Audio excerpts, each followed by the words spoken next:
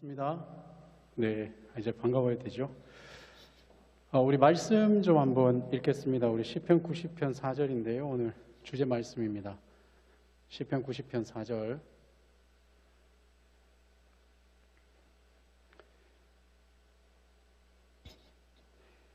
시편 90편 4절.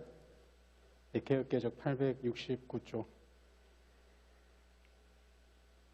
다 찾으셨죠? 그럼 제가 읽겠습니다. 같이 읽으면 좋겠는데 같이 읽겠습니다. 시작.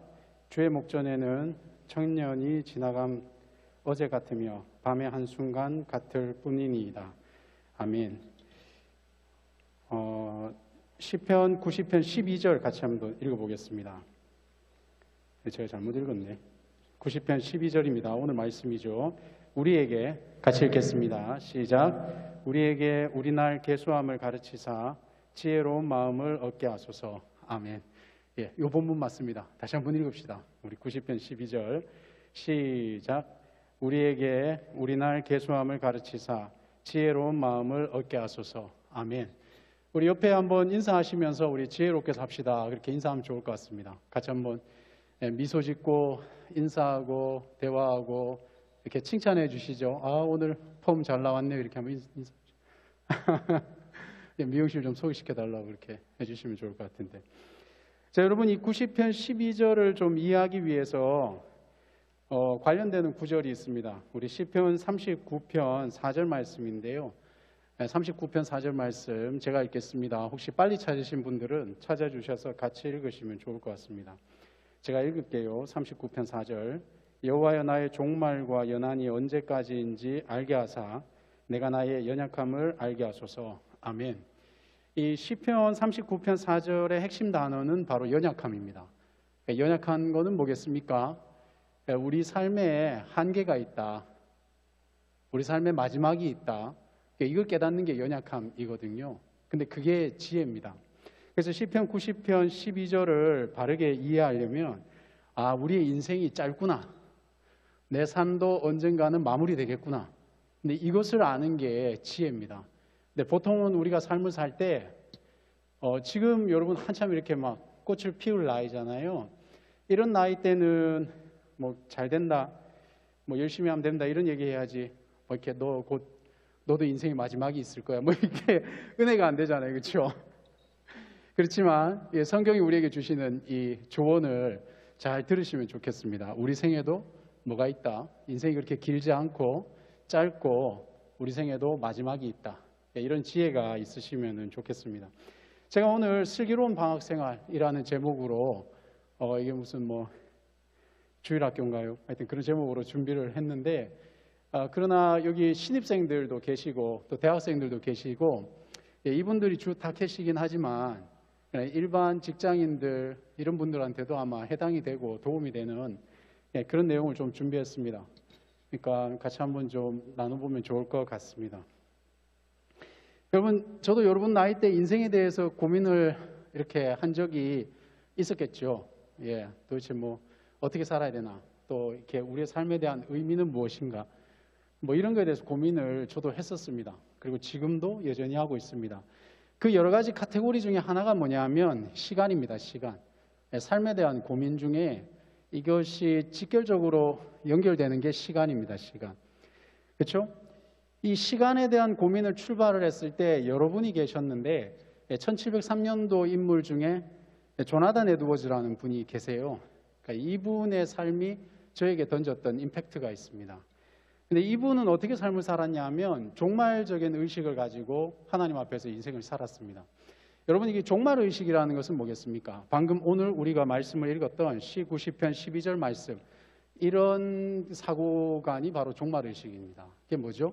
내가 오늘을 살지만 그러나 하나님 앞에서 마지막 때를 기억하면서 살아가는 것이 종말적 의식인 겁니다. 그러다 보니까 조나단 에드워즈 목사님이 어떻게 삶을 살았냐 하면 철저하게 자신의 시간을 관리하면서 사셨더라고요. 제가 그분의 전기를 보고 그분의 삶의 모습을 보면서 도전을 받았습니다. 그것은 뭐냐? 거룩한 삶이란 저절로 되는 것이 아니구나. 그냥 내가 거룩하게 산다, 말한다고 해서 내가 거룩하게 사는 게 아니구나. 그리고 또 성숙한 신앙인들은 무엇을 하느냐? 자기 삶에 이 성숙한 삶을 위해서 시간을 투자했다라는 것을 제가 발견을 했습니다. 아, 그냥 되는 삶은 없구나. 또 내가 성숙해지기 위해서는 내 삶에 시간을 투자해야 되는구나. 이게 이제 저에게 많은 분들이 계셨지만 저에게 시간에 대한 상당히 중요한 어떤 인사이트를 주셨던 분입니다. 조나단 에드워즈. 그래서 저는 여러분들한테 공부하고 싶습니다. 여러분들도 동일하게 저와 같은 그런 고민을 했으면 좋겠어요. 하나님 앞에서 종말적 의식을 가지고 살아가야 된다. 여러분, 그냥 산다고 해서 성숙해지지 않습니다. 그런데 거기에는 투자를 해야 됩니다. 어떤 투자를 해야 됩니까? 시간을 투자해야 되는 거죠. 그러면 이렇게 변화를 해야 되는데 변화를 하기 위해서는 무엇을 해야 될까? 여러 가지가 있지만 그중에 가장 핵심되는 게 뭐냐? 훈련입니다. 훈련. 여러분, 변화하기 위해서는 훈련을 받아야 됩니다. 훈련의 현장에 동참을 해야 됩니다. 훈련은 무엇입니까? 훈련이라는 것은 내가 갖고 있는 생각과 내가 해야 될 실행의 중간다리, 브릿지 역할을 하는 것이 바로 훈련입니다. 내가 바라는 이상적인 모습이 있으면 그것을 이루기 위해서 걸어가야 될 브릿지가 있는데 그게 뭐죠? 훈련이라는 겁니다. 그래서 여러분, 우리 삶 속에 훈련을 해야 됩니다. 무엇을 하기 위해서요? 변화하기 위해서요. 변화하기 위해서 훈련의 장소에 동참을 해야 됩니다. 그런데 어떻게 변화할 것인가? 의외로 진리는 심플합니다. 의외로 진리는 단순합니다. 몰라서 못하는 게 아닙니다. 그냥 그 자리에 내가 귀찮고 가기 싫어서 안 할 뿐입니다. 여러분, 훈련의 근본 원리를 알고 그 기본적인 원리 아래에 꾸준하게 계속해서 동참하는 것, 이것이 바로 훈련의 원리입니다. 어렵지 않죠?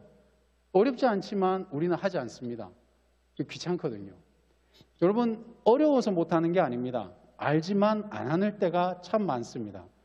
그러니까 훈련이 바로 나의 생각과 실행을 연결시켜주는 브릿지다. 이 훈련을 받기 위해서 우리가 어떤 게 필요하겠습니까? 훈련을 받기 위해서는 갑자기 군대 생각이 나네요. 우리 형제님들 군대 다녀오신 분들 여기 몇 분 계시고, 심지어 얼마 전까지 사람이 아니셨다가 사람으로 오신 분도 계시고, 그렇죠? 예, 군인은 사람이 아니지 않습니까? 그래서 요즘에는 그렇지 않나요? 저희 때는 군인이 사람이 아니었는데, 이제 우리의 삶의 현장으로 복귀하신 분들도 여기 몇 분들 계시고 축하드립니다. 어떻게 민간인 생활이 괜찮으신가요? 예, 할만합니까? 예, 요즘에는 뭐 좋습니다. 저희는 요즘엔 빨리 군대 가면 내년에 사회로 복귀하죠. 그렇죠? 예, 저희는 가면 못 나왔습니다. 한참 있다가 나왔었는데 하여튼 뭐 좋은 것 같습니다. 근데 군에 들어가면 제일 먼저 훈련을 받을 때 기초 체력을 닦습니다. 그렇지 않겠어요? 훈련을 받기 위해서 필요한 것들 중에 하나가 뭐냐? 기초 체력입니다. 기초 체력. 그래서 매일 아침마다 구보를 합니다. 심지어 이렇게 몸이 좋지도 않은데 위를 탁 벗고 알통구보를 할 때도 꽤 많죠. 그 추운 날에도 뛰는 것을 멈추지 않습니다. 왜 그렇습니까? 기초 체력을 닦아야 때문에. 영적인 훈련에도 기초 체력이 필요합니다. 첫 번째, 어떤 기초 체력이 필요하냐 하면 여러분 자신을 아는 기초 체력이 필요합니다. 여러분 자신을 잘 아십니까? 여러분의 우리 자신을 잘 알기 위해서 무엇을 받아야 됩니까? 그때 필요한 것이 바로 사명입니다. 사랑하는 여러분, 하나님으로부터 사명을 받아야 됩니다. 우리가 어떤 일을 하기 전에 우리에게 필요한 기초 체력이 있는데 그것이 뭐냐? 사명입니다. 사명. 하나님으로부터 사명을 받고, 그리고 여러분, 우리는 뭘 가져야 됩니까? 하나님을 향한 비전을 가져야 됩니다. 우리에게 필요한 기초 체력은 어렵지 않습니다. 하나님으로부터 사명을 받으셔야 됩니다. 그리고 하나님을 향한 우리의 비전을 가져야 됩니다. 이것이 기초 체력 첫 번째입니다. 두 번째는 뭘까요? 실행력입니다. 여러분, 우리에게 사명이 있고 비전이 있고 그렇지만 이것을 이루어가기 위해서는 실행력이라는 기초 체력이 필요하죠. 실행력은 어려운 게 아닙니다. 뭡니까? 내가 계획을 하고 계획한 것을 실천하는 것이 실행력입니다. 그런데 이 심플한 원리를 많은 사람들은 무시하거나 안 합니다. 저는 오늘 조금 전에 11시 한 30분 정도인가요? 교회 근처에 잠깐 일이 있어서 이렇게 보다가 놀라운 사실을 봤습니다. 그것은 무엇이냐? 어떤 형제분께서, 바지는 좀 여성 옷이었던 것 같아요. 여자 옷과 같은 옷을 입고 슬리퍼를 신고 머리를 감지 않은 채로 그 다음에 두껍고 큰 옷을 입고 걸어 다니는 모습을 봤습니다. 11시 30분에. 여러분 안 놀라시네? 제가 그때 그걸 보면서 깨달았어요. 아, 이게 우리는 이 시간대 깨어있는 시간이잖아요. 그러나 교회 안 다니시는 분들 중에 대부분은 그 시간이 잠자는 시간일 수 있다는 거죠. 안 놀라시네요? 여러분 다 그러세요? 11시 30분에 머리도 안 감고 계세요. 물론 이제 그분은 전날에 어떤 일이 있을 수 있겠죠. 그렇죠? 그분을 어떤 판단하거나 그러지는 않습니다. 그러나 하나의 단편적인 모습이죠. 여러분, 이 모습이 혹시 우리의 모습과 같지 않습니까? 우리는 새해마다 뭘 해야지 계획을 세웁니다. 그러나 실천하지 않잖아요. 그렇죠? 그래서 이제 우스갯소리 너무나 많이 들었던 얘기. 창세기만 닳고 닳도록 읽는 분들이 꽤 많지 않습니까? 계획을 세웠죠. 실천하지 않습니다. 우리가 길러야 될 기초 체력이 있습니다. 뭡니까? 실행력입니다. 무엇을 실행해야 될까요? 우리가 알고 있는 것을 실행해야 됩니다. 하나님 앞에서. 세 번째로 기초 체력이 필요합니다. 그것은 뭐죠? thinking, 생각력입니다. 생각하는 능력이 있어야 돼요. 여러분, 이거는 정말 중요합니다. 똑똑하다고 해서 생각력이 좋은 게 아닙니다. 출발점이 다 다른 거는 인정해야 됩니다. 하지만요, 전문 분야에서 그 전문 분야만 공부하신 분들이 모든 것의 판단 능력이 다 뛰어나다라는 보장은 없습니다. 무슨 말씀인지 이해되시죠? 여러분들 중에 전부 다 여기 훌륭하신 분들이 되게 많잖아요. 그러나 여러분이 여러분 것만 알고 다른 지식에 생각하는 능력이 없으면 그러면 외골수가 되는 겁니다. 생각력을 길러야 되는 거죠. 신앙도 마찬가지입니다. 본인이 아는 것만 계속 알면 대화가 안 돼요. 생각력을 길러야 됩니다. 어떻게 기르시겠습니까? 그래서 말씀과 기도가 필요하고 독서가 필요합니다. 조나단 에드워즈 목사님의 삶의 모습을 보니까 독서를 쉬지 않더라고요. 제가 그 모습을 보고 충격을 많이 받았습니다. 아, 읽기를 계속 읽는구나. 여러분, 여기 한 가지 더 보태서 저는 글쓰기도 좋을 것 같습니다. 아침에 혹은 저녁에 하루를 마무리하면서 일기 쓰시는 분이 여기 계신지 잘 모르겠는데요. 그런 것들이, 그런 노력들이 우리의 생각력을 상당히 높여줍니다. 여러분, 지금 공부해야 될 것들도 많고 취업 준비해야 될 것들도 많겠지만 책을 읽으십시오. 우리가 살아가야 될 저 세상을 이해하기 위해서는 보편적인 사고력이 필요합니다. 그렇지 않겠습니까? 책을 읽으셔야 됩니다. 자, 이렇게 기초 체력이 준비가 되면 이제 이 방학을 슬기롭게 보내기 위해서 해야 될 일 첫 번째가 필요합니다. 그게 뭘까요? 첫 번째는 물어야 됩니다. Why? 이게 바이트가 아니라 물어야 됩니다. Why? 여러분, 이 방학 동안에 혹은 여기 방학이 아니라 직장생활 하신 분들도 마찬가지입니다. 명절 동안에, 명절도 마찬가지겠고 연초에 혹은 분기마다 스스로 물어야 됩니다. 무엇을 물어야 될까요? 내가 어떤 목표를 달성하기 위해서 우리에게 필요한 것이 있는데 그것은 충만한 이유가 필요하거든요. 내가 왜 일을 하지? 내가 왜 공부를 하지? 나는 왜 존재를 하지? 나는 무엇을 해야 되지? 나는 왜 이것을 준비하고 있지? 물어야 됩니다. 그 이유가 충만하면 충만할수록, 충분하면 충분할수록 흔들리지 않습니다.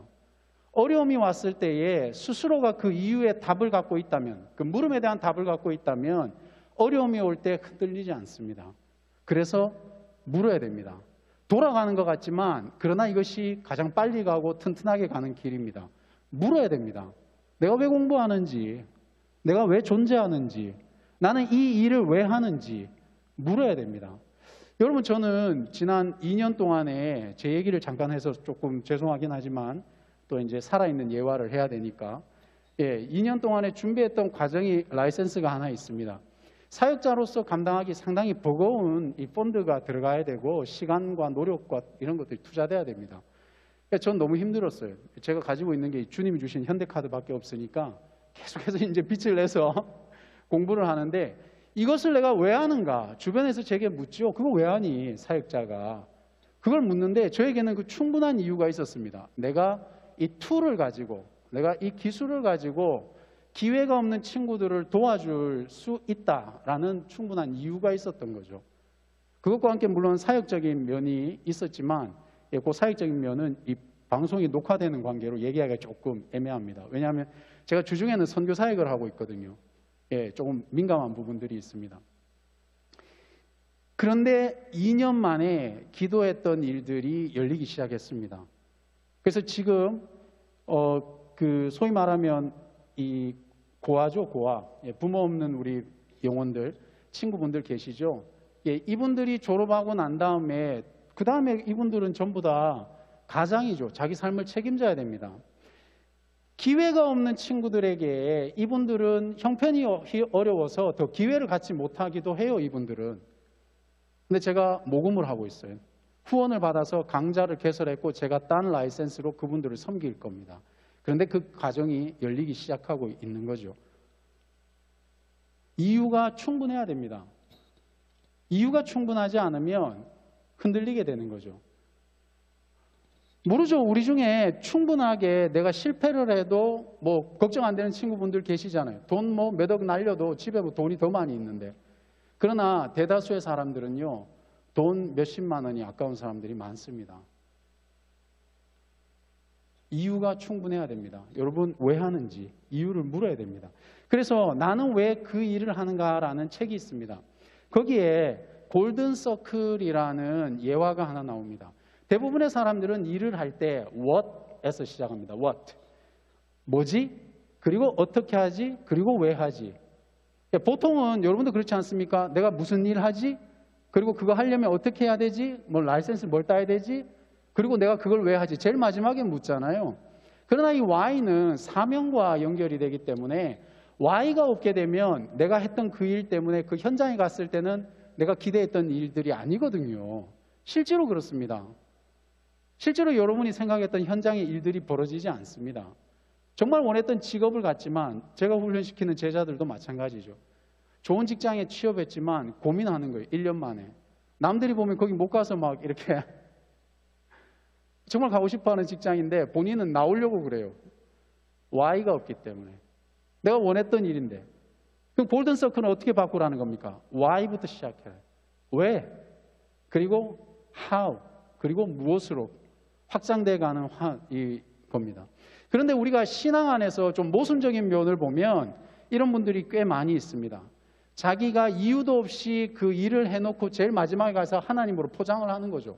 하나님이 주셨다. 하나님이 도와주셨다.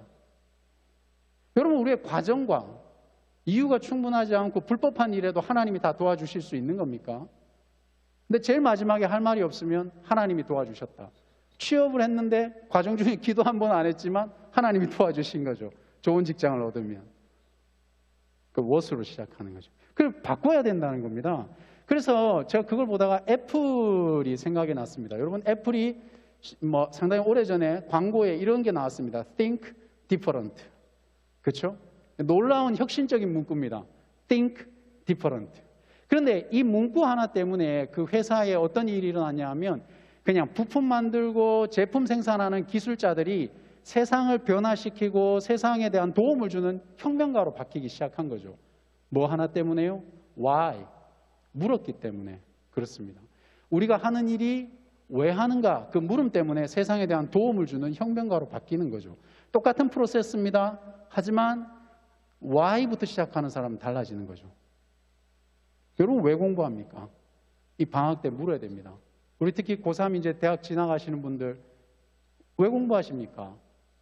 왜 그 학교 가셨어요? 왜 그 과를 지원했습니까? 하나님 앞에서 거기는 어떤 의미가 있습니까?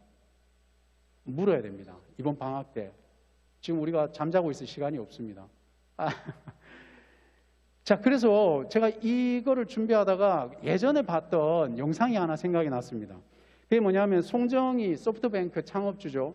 손정희 씨가 인터뷰했던 건데요. 웬만하게 뭐 어려운 문구면은 네, 자막 좀 부탁드립니다. 어려운 문구면 여기 지금 영어 잘하시는 분들 좀 뭐랄까 이분들 해가지고 딱 하려고 했는데 다행히 이게 그렇게 막 어려운 문구가 아니었습니다. 그래서 제가 그냥 뚜벅뚜벅 적어가지고 가지고 왔습니다. 이게 타이핑 제가 했거든요. 박수 한번 쳐주세요. 그래도 영어가 이랬으면 좋겠어요. 어렵지 않았으면. 예, 다음 저기 한번 보십시오. 손정희 씨가 기억하는 스티븐 잡스의 마지막 날에 어떤 이 대화를 들었냐 하면 팀은 누굽니까? 팀 쿡을 얘기하는 거죠. 지금 이제 CEO죠. 집으로 빨리 와라. 의논할 게 있다. 이런 말을 했다고 합니다. 죽기 직전에.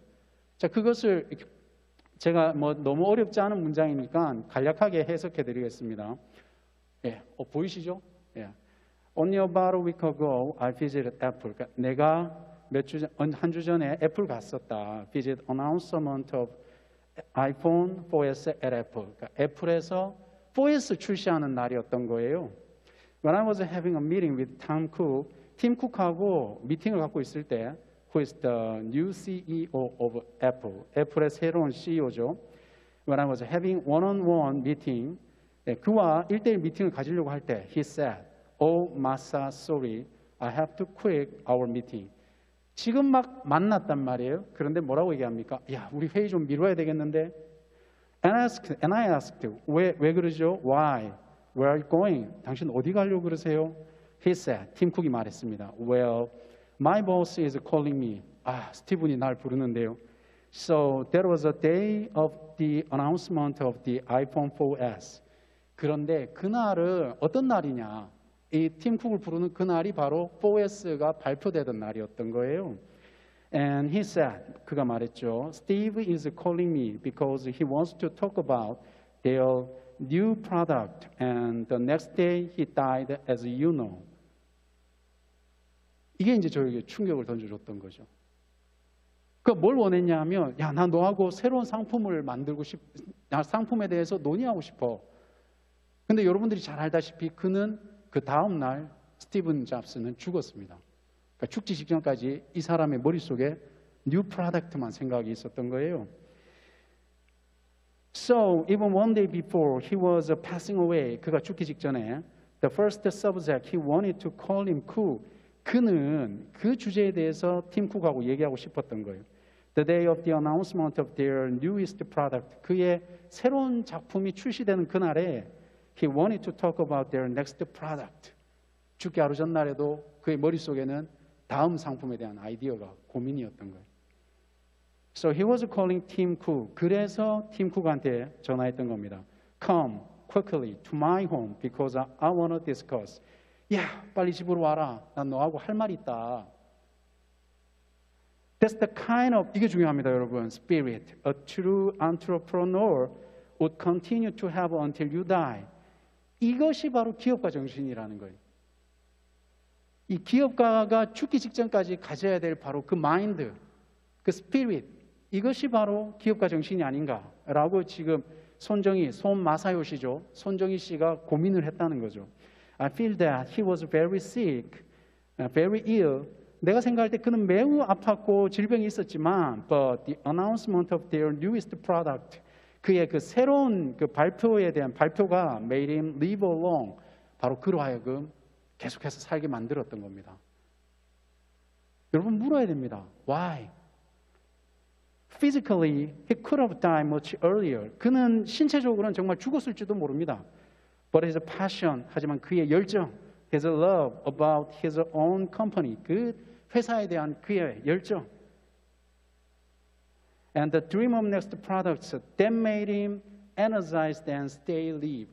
그러한 열정들이 그로 하여금 더 에너지틱하게 만들어주고 더 오래 살도록 만들어줬다는 거죠. So I think it's very important that, 나는 이게 되게 중요하다고 생각합니다. You have your spirit in your mind. 여러분들 역시도 이러한 마음가짐을 가질 필요가 있습니다. 이런 정신을 가질 필요가 있습니다. Until the end of your life, 죽기 직전까지.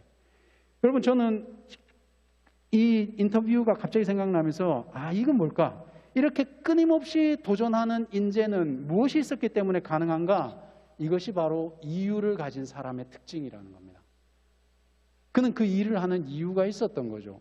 그냥 우리가 뭐 일중독자야 이렇게 나쁘게 표현할 수도 있겠지만 제가 볼 때는 아닙니다. 그는 끊임없이 도전했던 사람인 거예요. 사랑하는 여러분, 이 방학 때 우리가 어떻게 슬기롭게 보내야 될까요? 물으십시오. 물어야 됩니다. 이 이유가 있어야 됩니다. 두 번째로 우리가 어떻게 해야 될까요? 여러분, 변화를 결심해야 됩니다. change. 여러분, 이 방학 때에 나는 변하겠다라는 결심을 해야 됩니다. 우리가 인정해야 될 것이 있는데 그게 뭐냐 하면 인생에는 4계절이 있습니다. 4시즌이 우리 인생에도 동일하게 있죠. 자연에도 봄, 여름, 가을, 겨울이 있지만 우리 삶에도 봄, 여름, 가을, 겨울이 있습니다. 어디 다른 자연을 보면 여름만 있는 나라도 있습니다. 어디는 겨울만 있을 수도 있겠죠. 봄하고 바로 여름하고 바로 겨울 가는 나라들도 있을 수 있겠죠. 근데 우리 인생살이도 그래요. 가만히 보면 어떤 사람은 태어났을 때 이미 계속 따사로운 삶만 사는 사람도 있는 것 같아요. 근데 어떤 사람은 계속해서 겨울만 같은 사람 같기도 하거든요. 저는 여기서 좀 이렇게 번외입니다. 제가 뇌피셜을 던져드리면, 여러분 삶이 만일에 따뜻한 삶만 사는 사람 있죠? 그런 분들 하나님 앞에 감사하면서 동시에 뭘 해야 되겠습니까? 내 주위에 계속해서 겨울에 있는 사람들에 대한 그 빚진 마음이 있어야 됩니다. 사랑의 빚진 마음이. 하나님께서 분명히 우리에게 다 동일하게 공기 주시고 빛 주시고 물 주시는데, 어떤 사람은 똑똑하고 어떤 사람은 100번 외워도 안 된단 말이에요. 그러니까 인생에는 공평하다라는 말이 어떤 면에서 하나님 안에서 공평한 것이지, 물리적으로 볼 때 이게 공평하다고 할 수 있을까? 이런 일들이 꽤 많습니다. 그러나 여러분, 다시 한번 물음을 던집니다. 우리가 인정해야 됩니다. 봄, 여름, 가을, 겨울 우리 삶에 있습니다. 여러분, 봄에는 씨를 뿌려야죠. 여름에는 경작을 해야 됩니다. 가을에는 성숙시키시고 열매를 따야 됩니다. 겨울에는 뭘 해야 되겠습니까? 쉬어야 되겠습니까? 겨울에는 봄을 준비해야 됩니다. 근데 우리가 느끼기에는 계속해서 겨울만 오는 것 같은 느낌도 있습니다. 때로는 어떤 사람은 지금 잠시 좋은 일이 생긴 사람도 있을 수 있겠죠. 뭐 취업을 했다라든가 시험에 합격을 했다라든가, 아, 내 겨울이 끝났구나, 이런 사람이 있을 수 있을지 모르겠지만, 곧 봄이 지나고 여름이 지나고 가을이 지나고 겨울이 옵니다. 우리 인생에 이렇게 우리를 담갔다 뺐다 담금질하는 일들이 계속해서 생길 텐데, 그때 물으셔야 됩니다. 내가 지금 어느 포지션에 있는지. 봄, 여름, 가을, 겨울. 어쩌면 우리 대학생분들은 조금 겨울 같은 느낌들을 가질 수도 있습니다. 계속해서 미래를 준비해야 될 것 같기도 하고. 하지만 여러분, 다시 한번 도전을 드립니다. 지금 이 순간 지나가고 나면 오늘 이번의 겨울은 작년의 겨울이 아닙니다. 더 이상 오지 못할 겨울이거든요. 그래서 내가 어느 포지션에 있는지를 한번 생각해 보시고 변화를 결심하시면 됩니다. 세 번째, 슬기로운 방학을 보내기 위해서 여러분, 이제 현실적으로 우리가 다듬어야 될 것들이 있는데, 시간, 돈, 지식입니다. 세 번째로 여러분, 시간, 돈, 지식을 축적하셔야 됩니다. 여러분, 시간이라는 것은 우리가 통제해야 될 부분입니다. 그래서 시간을 통제하기 위해서 제일 먼저 던지고 알아야 될 지식이 있는데, 그게 뭐냐? 너의 시간을 알으라는 거죠. 우리가 지금 어떻게 시간을 쓰고 있는지, 내가 하루의 시간을 어떻게 보내고 있는지, 나는 이 시간을 누구에게 쓰고 있는지, 그리고 내가 이 시간을 가지고 도대체 하나님과 어떤 관계가 있는지, 우리의 시간이 어떤지를 아는 사람이 통제할 수가 있습니다. 그래서 시편 90편 12절을 다시 한번 기억하셔야 됩니다. 시간을 통제한다 함은 시작도 있지만 끝이 있다는 것을 기억해야 되겠죠. 누구에게나 공평한 것은 끝이 옵니다. 그러나 다행스러운 것은 예수 믿는 우리에게는 그것이 절망적인 끝이 아니라 그냥 우리에게 사실로서 진실로서 받아들여지는 이 끝인 거죠. 얼마나 다행입니까? 끝이 있다는 것을 알기 때문에 오늘 우리는 누구처럼 흥청망청 살지 않을 수 있다는 겁니다. 두 번째로 여러분, 돈입니다. 돈은 어떻게 사용해야 되겠습니까? 돈은 질적으로 사용하셔야 됩니다. 돈이 있다고 해서 막 쓰지 마시고 그 돈을 가치 있게 사용하기를 부탁드립니다. 그런데요, 이 시간과 돈은 어떤 면에서는 인격입니다. 시간과 돈은요, 되게 비슷한 면들이 많이 있습니다. 그래서 그 사람이 시간과 돈을 어떻게 쓰느냐, 어디에 쓰느냐, 어떻게 쓰는지를 알고 있느냐, 이런 것들을 보면서 그 사람에 대한 어떤 성품이랄까요, 바로미터가 되기도 합니다. 중요한 것은 시간과 돈을 질적으로 사용하기를 부탁드리겠습니다. 마지막으로 knowledge입니다. 지식입니다. 여러분, 이 방학 때에 지식을 축적해야 됩니다. 그래서 이런 유명한 말이 있지 않습니까? 모든 리더는 독서가다. 그러니까 all leaders are reading, 이렇게 표현을 하잖아요. 그렇죠? reader 이렇게 표현하죠. 그러니까 모든 리더는 reader, 읽는 사람들이다. 여러분, 독서하셔야 됩니다. 독서가 우리에게 필요합니다. 물론 우리 커리어와 관련되어 있는 전공도 쌓으셔야 됩니다. 어찌됐건 필요한 것이 뭐냐? 지식의 축적이 필요합니다. 그런데 이 지식의 축적을 얘기를 할 때 참 안타까운 것은요, 현실이기 때문에 우리가 라이센스를 따야 되잖아요. 근데 그런 공부만 생각하는 경향들이 있거든요. 다시 말씀드립니다. 그것도 필요합니다. 동시에 그 라이센스 이후에 내가 정말 그 역량을 제대로 발휘하기 위한 지식의 축적들이 필요한 거죠. 그래서 이 방학 때 슬기롭게 보내기 위해서 세 가지를 기억해 주십시오. 시간, 돈, 지식. 질적으로 우리가 축적을 해야 됩니다. 그렇게 놓고 보면 실은 하루 24시간이 그렇게 길지가 않습니다. 그러니까 우리의 삶을 더 창의적으로 쓰기 위해서 어떻게 내가 더 집중해서 버릴 것들은 버리고 내가 질적으로 사용할 것인가, 그러니까 이 고민을 할 필요가 있죠. 여러분, 물으십시오. 그리고 변화를 선택하십시오. 두려워하지 마시고. 그리고 지금 내가 쓰고 있는 시간과 돈과 지식에 대해서 어느 정도 수준인지 한번 책정해 보십시오. 결론을 내리도록 하겠습니다. 이렇게 하신다면 아마 이번 남아있는 한 달의 시간들은 조금 더 질적으로 잘 사용할 수 있을 것 같아요. 그런데 이때 우리가 던져야 되는 한 가지 도전이 있습니다. 그건 뭐냐? 이 모든 것들을 제대로 이루어가기 위해서 우리가 한 가지 좀 가져야 될 의식이 있는데 그게 뭐냐? 첫 번째, 거룩한 혐오감이 필요합니다. 혐오라는 단어 자체가 우리에게 좀 부정적인 게 있잖아요. 그런데 저는 혐오라는 단어를 보고 좀 생각을 해보고 묵상을 해봤습니다. 근데 내 삶에 내가 지금 쓰고 있는 시간, 돈, 그리고 또 뭐 생각, 지식, 삶의 형태, 이것이 하나님 앞에 옳다면 그것은 그냥 지켜나가야 되겠죠. 하지만 내가 말하는 것보다도, 그리고 또 내가 누군가에게 가르치는 것보다도 지금 내가 하고 있는 어떤 형태들이 하나님 앞에서 옳지 않다면 그런 것들에 대해서는 혐오감을 가져야 됩니다. 그런데요, 이 거룩한 혐오감이 뭐겠습니까? 결국엔 나로 하여금 다시 돌이키는 반전이 일어나는 거죠. 더 이상 나는 이런 삶을 살지 않겠다.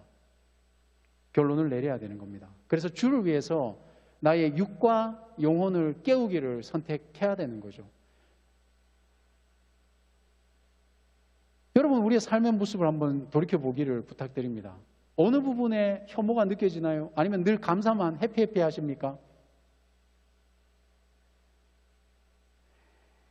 죄책감을 가지자는 것은 절대 아닙니다. 하지만 조심스럽게 말씀드리는 바, 우리가 늘 하나님 앞에 깨어 있다면 우리 모습 속에 분명히 바뀌어야 될 부분들이 있습니다. 그건 저도 마찬가지입니다. 매일의 고민입니다. 내가 이 삶을 계속 지속할 수 있는가에 대한 늘 고민입니다. 거룩한 혐오감을 가져야 됩니다. 사랑하는 여러분, 우리가 지금 살아있는지 죽어 있는지 우리를 한번 점검해 봐야 되지 않겠습니까? 두 번째로, 이제는 행동해야 됩니다. 그런 부분들이 떠올랐다면 행동해야 됩니다. 행동이라는 것은 뭐겠습니까? 수많은 사람들이 확신만 가지고 살아갑니다. 그래서 우리의 신앙은, 물론 이제 우리의 삶의 형태는 긍정적이어야 되겠지만 우리의 신앙은 믿음의 삶인 거지 긍정의 삶은 아닌 거죠. 수많은 사람들이 확신만 가지고 살아가요. 난 될 거다. 난 잘 될 거다. 난 잘하고 있다. 내 죄의 형태들에 대해서 변화하고자 하는 의지는 없고 하나님 나 사랑하신다. 하나님 나를 일으키실 것이다. 나는 변하지 않아요. 끊임없이 확신만 갖고 있는 거죠. 사랑하는 여러분, 행동 없는 확신은 자기 기만입니다. 우리가 믿는 바 이 신앙 앞에서 고민을 하고 몸부림을 칠 필요가 있습니다. 제가 많은 제자들 또 전도하면서 많은 사람들을 만나보는데요, 제가 한 가지 고민을 갖는 게 그거죠. 그분들이 삶에 대해서 갖고 있는 고민만큼이나 삶의 형태를 보면 좀 안 맞을 때가 꽤 많아요. 오늘 조금 전에 한 지체분께서 본인이 이제 생각하셨던 어떤 길을 이제 걸어가고 있는 직장이겠죠. 그 부분에 대해서 이제 잠깐 이렇게 막 지나가면서 얘기해주고 가셨거든요. 아, 이게 진짜 하나님이 살아있는, 이렇게 살아있는 진짜 간증 아닙니까? 예화고. 예. 그런 분들이 우리 주변에 넘쳐나야 됩니다. 조사님, 제가 막 이번에 막 수십억 벌었어요. 이거 너무 소중하죠. 그럼 저 아는 척 좀 해주십시오. 그것도 소중한데, 하나님 앞에서 꿈꿨던 것들을 한 발 한 발씩 내가 이뤄가고 있는 것을 우리 공동체 안에서 나눔을 가지는 것, 이거 얼마나 아름답습니까? 근데 그 과정 속에는 분명히 봄, 여름, 가을, 겨울이 있죠. 그냥 가지 않습니다. 시간이 걸립니다. 노력이 필요하고요. 방황도 필요하고요. 때로는 돌아가기도 하고요. 우리 공동체가 필요한 것은 돌아가는 사람, 방황하는 사람 옆에 내가 거기 있었다는 거 아닙니까? 내가 거기서 울타리 치고 같이 붙어 있는 거 아닙니까? 그랬던 사람이 길을 찾아서 하나님 앞에서 꿈을 나누는 거죠. 사랑하는 여러분, 이번 방학 때 그런 일들이 일어나면 좋겠습니다. 그래서 공동체를 위해서 또 인류를 위해서 꿈을 나누고 우리가 가진 것들을 나눌 수 있는 그런 역사들이, 그런 나눔들이 더 흘러났으면 좋겠습니다. 네, 마지막으로 제가 책 하나 소개하고, 우리 지하에 가면 이렇게 책들이 많이 꽂혀 있거든요. 제가 이제 거기서 책 이렇게 자주 봅니다. 그리고 요 2층, 요 3층에도 책들이 막 꽂혀 있어요. 자주 봅니다. 이렇게 보다가 이런 책이 하나 있습니다. 웨인 코데이로라는 사람이 지은 책인데요. 태도를 바꾸면 성공이 보인다. 와, 이거 대단하지 않습니까? 예, 우리 서재에 이렇게 꽂혀 있는 것들입니다. 도서관에. 태도를 바꾸면 성공이 보인다. 여기에 재밌는 예화가 나와 있어요. 그건 뭐냐면 함장이죠. 함장은 그 군함의 제일 캡이잖아요. 캡틴 아닙니까? 함장이 이 바다에 이렇게 운행을 하고 있는데 저 앞에 불이 반짝반짝거리는 거예요. 그러니까 이 사람이 되게 높은 자리인가 보죠. 그래서 이제 무전을 칩니다. 야, 길 비켜라. 지금 우리 배가 가고 있다. 그러니까 좌조편에서 이등변이 답신을 하는 겁니다. 그쪽 배에서 비켜야 된다. 그러니까 이제 함장이 열받은 거예요. 이등병 따위가 네가 비켜라. 내가 간다. 그런데 저쪽 편에서 답이 온 게 이거죠. 이렇게 되게 재밌는 얘기인데 시간 관계상 제가 재밌게 얘기할 수 있습니다. 예, 재밌게 얘기할 수 있습니다. 근데 제가 이제 심플하게 말씀드리죠. 그러니까 이등병이 뭐라고 얘기했냐면, 야, 여기 등대다. 네가 비켜라. 이렇게 답장이 온 거예요. 여러분, 등대가 비킬 수는 없어요. 배가 비켜 나가야 됩니다. 마찬가지입니다. 아무리 좋은 진리, 아무리 좋은 방법론들, 아무리 좋은 것들이 나열되어 있고 그렇지만 환경과 정해져 있는 것들은 비키지 못하는 게 우리 앞에 있습니다. 누가 바뀌어야 되겠습니까? 여러분이 뱃머리를 돌려야 됩니다. 메시지가 떨어져도, 우리가 공동체 안에서 가르침을 받아도 바뀌지 않으면, 본인이 뱃머리를 돌리지 않으면 배는 그냥 등대에 가서 박을 수밖에 없는 거죠. 오늘 이번 방학 때에 다 아는 내용일 수도 있고 혹은 처음 들은 말일 수도 있고 또 어떤 분에게는 도전이 될 수도 있고 어떤 분에게는 식상할 수도 있겠죠. 다시 말씀드립니다. 진리는 심플합니다. 여러분이 태도를 바꾸시면 이번 방학은 아마 더 의미가 있지 않을까, 이런 생각을 해봅니다. 우리 같이 한번 찬양합시다.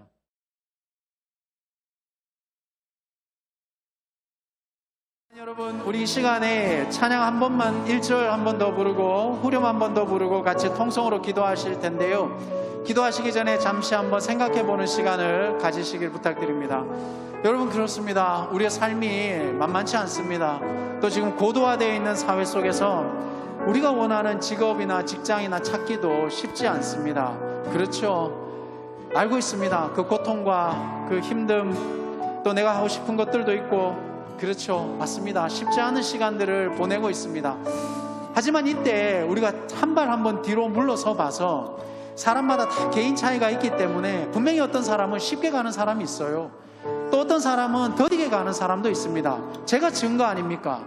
저 역시도 더디게 가는 사람 중에 대표적인 인물 중에 한 명입니다.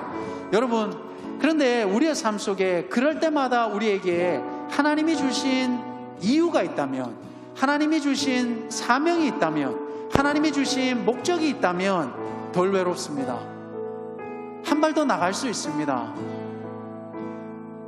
여러분, 우리가 하나님 앞에서 우리 자신을 다시 한번 생각해보는 시간들이 정말 중요합니다.